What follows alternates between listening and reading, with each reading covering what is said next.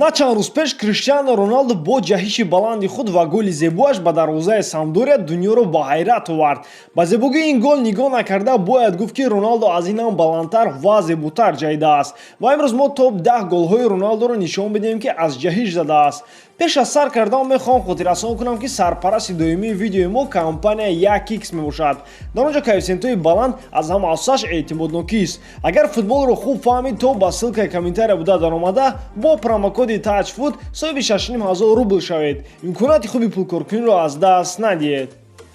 бисёриҳо мегӯянд ки фарқият байни Месси ва Роналду дар он аст ки Лео табиатан бо маҳорат аст. Роналду бошад пас аз меҳнати зиёд ҳама чиро ба даст овардааст ва ин дар ҳақиқат чунин аст. Дар аввали карьераи худ Роналду баланд ҷаҳида наметавонист, аммо бо гузашти вақт Роналду натиҷаи боварнокарданӣ нишон медод ва акнун метавонад бо бисёр баскетболбозони NBA рақобат кунад. Олими амрикоӣ Нил Смит соли 2011 пас аз тадқиқҳои худ навишта буд ки Роналду пас аз каме давидан метавонад ба 78 сантиметр баландӣ парад. Нишондоди миёна байни баскетболбозони NBA бошад 7 сантиметр пасттар аст. Чӣ тавре ки Нил гуфт, сирру асрори Роналду дар он аст ки ӯ вазнашро хело хуб идора мекунад. Ӯ ба баландӣ мепарад ва зонуҳояшро қат мекунад ва пойҳояшро ба дунбахш пахш мекунад. Ин чанд муддат маркази вазниро мебардорад ва чунон ба назар мерасад ки ӯ дар ҳаво ҳамин хел меистад. Аз ҷаҳиши на он қадар баланди Криштиану оғоз мекунем. Ду гол бо сар ба дарвозаи Атлетико баҳори соли 2019 Ювентусро ба бозӣ баргардонданд ва имкон доданд ки Атлетикоро дар Лигаи Чемпионҳо пушти сар кунанд. Пас аз бохти туриниҳо дар Мадрид бо ҳисоби 2-0 чунон ба назар мерасид ки онҳо дигар имкон надоранд. Аммо дар Турин Роналду корашро кард ва бо шарофати хетрик Атлетикоро бале, ӯ бо ишораҳои худ ҳамин чизро нишон дод. Инак дар он бозӣ Роналду ду бор бо сар гол зад ва аввал аз Хуанфран баландтар парид ва сипас аз Диего Годин.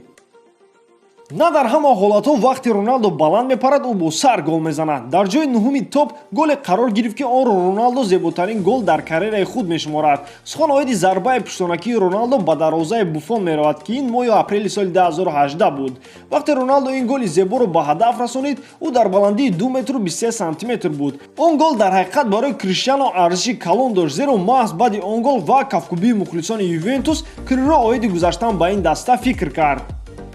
Дар ҷои ҳаштум голи зебои Криштиану Роналду ба дарвозаи Барселона дар финали ҷоми Испания соли 2011. Вақте асосии бозӣ бо ҳисоби 0-0 ба анҷом расид ва ҳама интизор буд ки силсилаи пеналти мешавад. Аммо Криштиану дар ин бора дигар хел фикр дошт. Дар дақиқаи 103 Роналду паси зебои Ди Мариоро бо зарбаи зебо бо сар ба дарвозаи Пинто равон кард.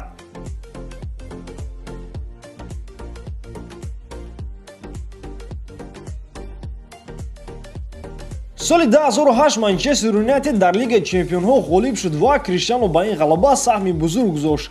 Дар ҷойҳои ҳафтум ва шашуми ин топ голҳои ҷой гирифтанд ки ба Манчестер Юнайтед имкон дода буданд ки дар Лигаи Чемпионҳо ғолиб шаванд. Аввал дар даври якчорниҳоӣ дар рақобат зидди Рома Криштиану пас аз партофти Сколс хело зебо бо сараш гол зад ва баъдан дар финал зидди Челси ӯ пас гол аз ҷаҳиши зебо дастаи худро ба пеш баровард. Албатта ин гол ба Манчестер Юнайтед ғалаба наовард. Афтидани Терри дар силсилаи зарбаҳо девҳои сурхро чемпион кард, аммо ба ҳар ҳол моҳи майи соли 2019 Роналду дар карьераш садум голи худро ба сар ба ҳадаф расонид ва маҳз ин гол дар топ сазовори ҷои панҷум шуд. Бозӣ зидди Торино барои Ювентус хело мушкил буд, аммо дар охири бозӣ супермен Роналду пайдо шуд ва бо зарбаи зебо пас аз ҷаҳиш ба дастааш мусовӣ овард. Дар ҷои чорум бошад маҳз ҳамон гол зидди Самдория қарор гирифт. Ин гол ҳамаро девона кард. Бисёр шӯхиҳо пайдо шуданд ва сарлавҳаи хабарҳои нашрияҳо дар тамоми дунё ба мо хабар медоданд ки Роналду ба баландии 2 метру 56 сантиметр парида ва рекорди худро зад.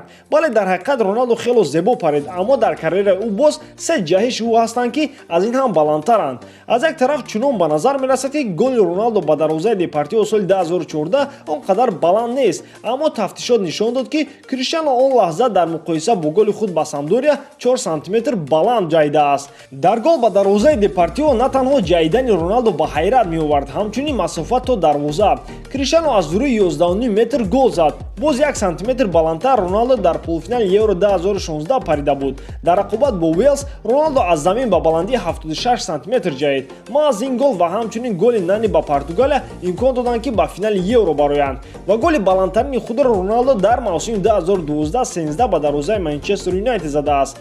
ҳангоми задани гол ба дарвозаи Дехе, Криро ба баландии 2 м 65 см парид. оиди ин гол тренери Манчестер Юнайтед Алекс Фергюсон чунин гуфт: мон дар аввал хостам Патрис Виейраро ҷанг кунам ки чита ӯ Роналдуро доштан натавонист ва баъдан такрори он ҳолатро тамошо кардам ва фаҳмидам ки зонуҳои Роналдо дар як баландӣ бо сари еврак қарор гирифтааст. дарҳол ҳама саволҳо аз байн рафтанд. ин голи нотакрорро футболбози нотакрор задааст. ба ҳамин тамом дӯстон, ба шумо кадом голи Роналдо бо сар писанд омад? ҳатман ҷавобашро дар комментария нависед ва аз ёд набарорен дар канали Футбародарон обуна шуданро, ки аз хабарҳои шавқвари футбол қафо намонед.